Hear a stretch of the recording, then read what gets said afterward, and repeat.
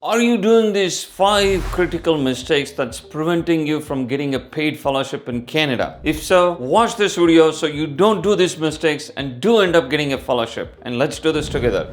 Mistake number 1 is applying for too many fellowships. When you think about a fellowship, treat it like something where you want to increase your expertise. You want to have some baseline knowledge in it and then you want to build upon it. Just don't send a blanket application to all available fellowships in Canada because this is not going to help you. When we speak to candidates who have not been successful and then they come to us for one-on-one interviews, we find this to be a very common factor in those applicants. Instead, be very strategic in your approach and apply to this very thoughtfully. Mistake number 2 is thinking that applying for Canadian fellowships requires a lot of different exams. Usually, the only thing you would need is an English proficiency test. If you have other things, sure, it might help you, but those are not required. Mistake number 3, we see this all the time, getting a Canadian PR and thinking that having a PR is going to help you land a fellowship. This is a crucial mistake many IMGs doing. Just because you have a PR doesn't guarantee you a fellowship. In fact,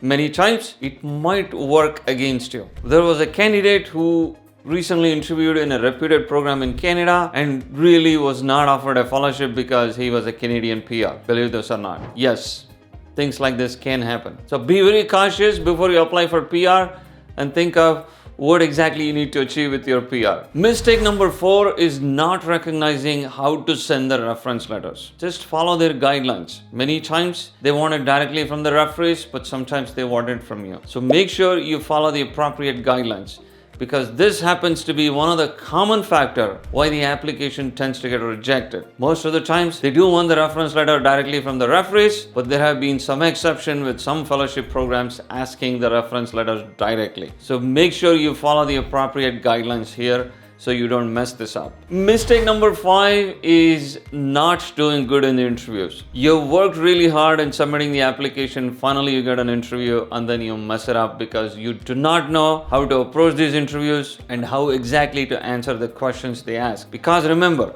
it is not exactly about the questions, it's about how you answer them. They're testing your communication skills. They're testing how you can integrate successfully with the Canadian healthcare. If this still is very confusing to you, if you're still not sure how to approach your Canadian fellowship application, you can always go to our website www.imgsecrets.com and book an appointment with us. We will be more than happy to guide you. We have guided many candidates, many of whom have been successful in obtaining positions in Canada. How about the other paths of becoming a doctor in Canada? I have made a video here exactly talking about this topic, about how you can become a doctor in Canada and then successfully establish your career. Any questions, do post in the comments below. Take care, stay safe, I will talk to you soon. When you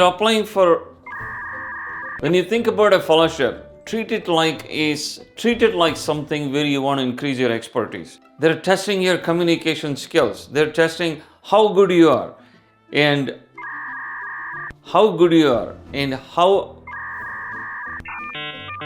they're testing how you can